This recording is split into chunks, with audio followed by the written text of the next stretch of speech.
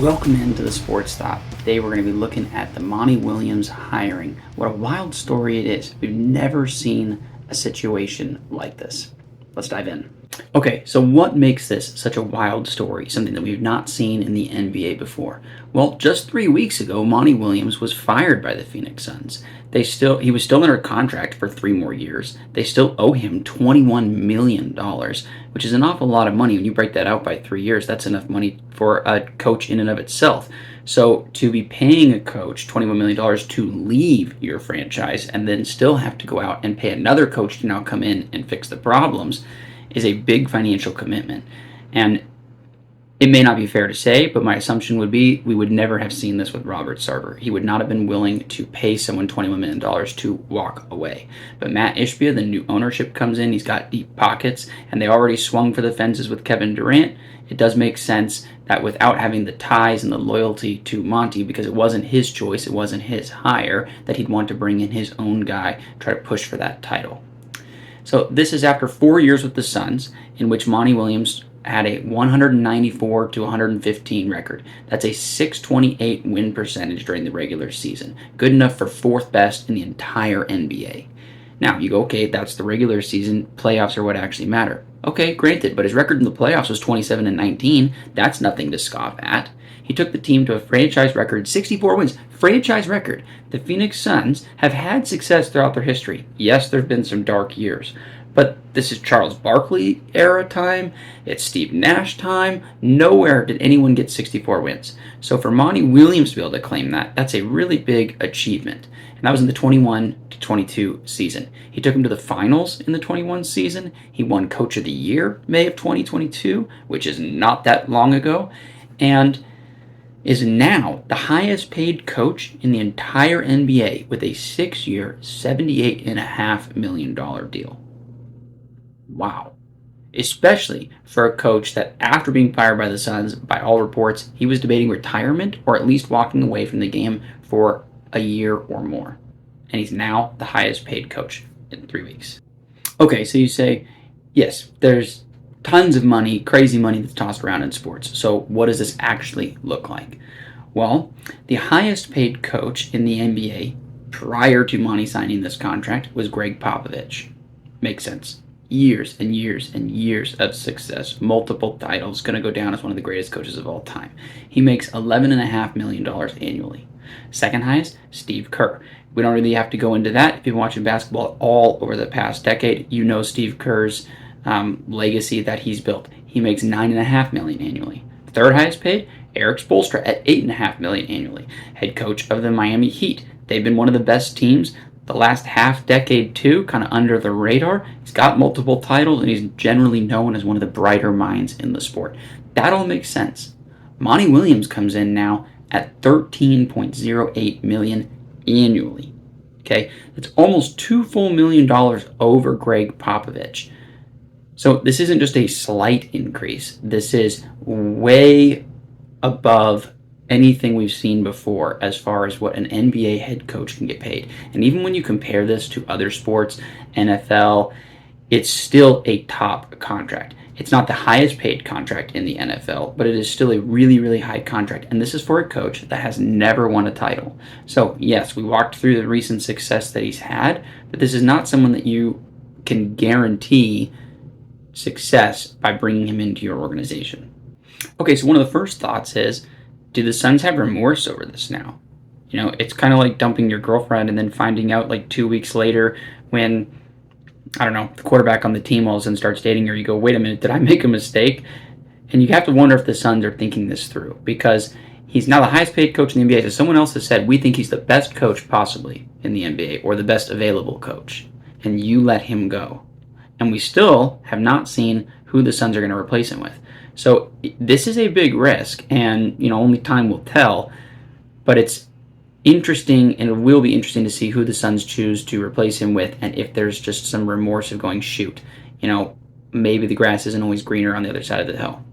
But you have to remember the Suns took a big, big swing getting Kevin Durant. They traded away an awful lot. This is all about winning a title right now. Nothing else matters. We're not caring about the future in 5 to 10 years. It's about this window right now, which is 2 to 3 years likely. And all that matters is getting that title. So while Monty Williams has had success building this culture, building up this group, getting you to where you are now, there are questions around whether or not he can take you to that coveted championship. So why would that be the case? Well, the last 2 years, the Suns have been blown out in elimination games, not even remotely competitive. And that has been a painful experience for the fans, especially when it's happened on their own home court 2 years ago with the Dallas Mavericks. We've all seen the memes of Luka Doncic and Devin Booker, and just you can see that this was just a absolute abysmal performance, and one that makes it really difficult to come back the following year and have hope for what the future is. And to follow it up 2 years in a row with blowout losses like that is just really, really difficult to overcome, regardless of what you've achieved over the course of that year. It's difficult to see that season as a success. Additionally, one of the other reasons the Suns, I think, probably looked at this was the relationship between Monty and Ayton. Now, granted, I think both guys are going to be gone, but Ayton was the #1 overall pick. We built hopes and aspirations around pairing him with Devin Booker. This was supposed to be the Kobe and the Shaq pairing, and Ayton hasn't lived up to that at all. So then you have this culture builder in Monty Williams who's failed to build a relationship with your #1 overall pick. And we can say that because after the blowout loss at home to the Mavericks, in which DeAndre Ayton got benched late in the game, they didn't speak by all reports. So they went the entire offseason without speaking. When Ayton got his contract extension and his big money, Monty didn't show up. So there's clear issues between the two. There have been reports that Monty basically gave up on Ayton, said, I can't coach this guy anymore. That's concerning, especially when your big selling point as a coach is your ability to build a locker room and to coach up guys, and you failed with a critical piece on this team. Now, that might be Ayton's fault. He might be unreachable. He might just be a complete bust. But regardless, it's a black mark on Monty Williams' time here with the Suns. The other thing that's been pointed out is his lack of playoff adjustments. The Suns have come into the playoffs the last few years looking like a competitor. Especially this last year, they were the title favorite. The year before, they had a great chance and opportunity.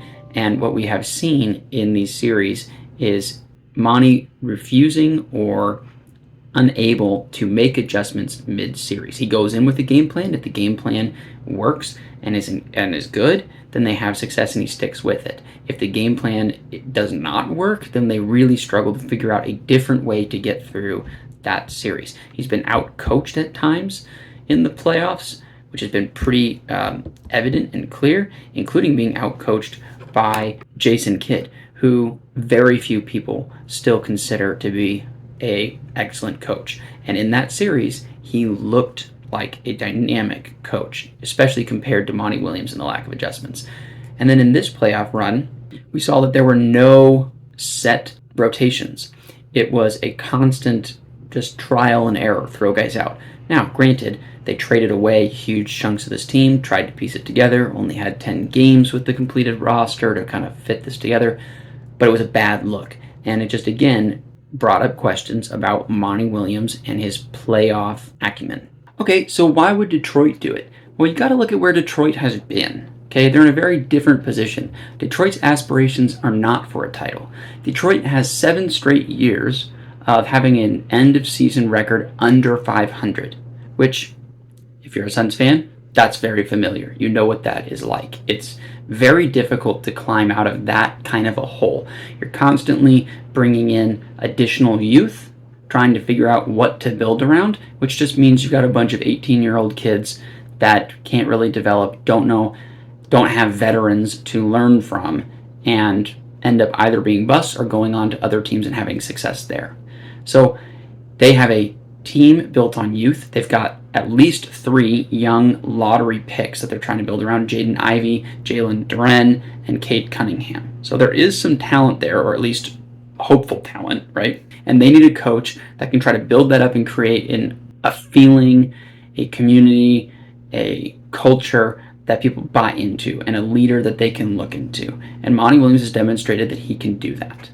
You know, you look at his record with the Suns when he came in and coached a young team that was coming out of a very similar situation of years and years and years of ineptitude, and was able to take that youth, was able to help figure out who needed to leave, who they could build around, and help build an identity with them. So from that perspective, it makes a lot of sense that Detroit, desperate to get out of this hole, to elevate their organization, to become a destination, to have an identity, would look at a guy like Monty Williams, look at his track record of success, not be overly concerned about the playoffs because they aren't going to the playoffs anyways, and say, this is our guy, let's just get it done. Let's bring him in and let's just try to have some positive momentum forward. It's a big swing for them too. You're not talking about a little bit of money, $78.5 million over 6 years with incentives that could get up to $100 million. We don't yet know what those incentives are, but probably unachievable. But still, it's there. $78.5 million up to $100 million for a coach that's never won a title. Mind-boggling. So it's going to be interesting to see how this plays out. But you do have a few questions that will be fun to kind of watch and monitor. Monty's a great guy by all accounts. Certainly the way that he talks and the way that he speaks, he's hard not to like. But all we know is that he had a number 1 overall pick, huge hype behind him, and he's been a colossal bust, and you weren't able to reach him. You have to wonder, too, is Monty fully bought in? Why do you ask that? Well, because Detroit had to make multiple offers before getting Monty to agree to come, and they were bidding against nobody. This is a coach that was was debating whether or not he was going to retire or take 1 to 2 years off, and then turned down a multi-million-dollar deal until eventually the money got so high up there that he couldn't say no. Now, granted, maybe he was just negotiating, maybe that was all part of it, but it is something to question. This is a guy that had been trying to win a title, working with this group for a long time, and now he's starting from scratch. That's a big emotional investment and a lot of work. So is he really fully bought in? We'll see. Regardless, though, it's going to be an interesting story. It's going to be fun to watch, and it's just wild to see such a quick turnaround where you go from fired to 3 weeks later being the highest paid in your profession. Hard to imagine that in just real world jobs. You're an engineer, you get fired, you get let go, and then the next day or 3 weeks later, all of a sudden you've got a call to be the highest paid engineer in the entire world. Just doesn't happen that way. So, crazy story. Appreciate you guys listening in. If you liked what I put out, please like and subscribe. Thanks.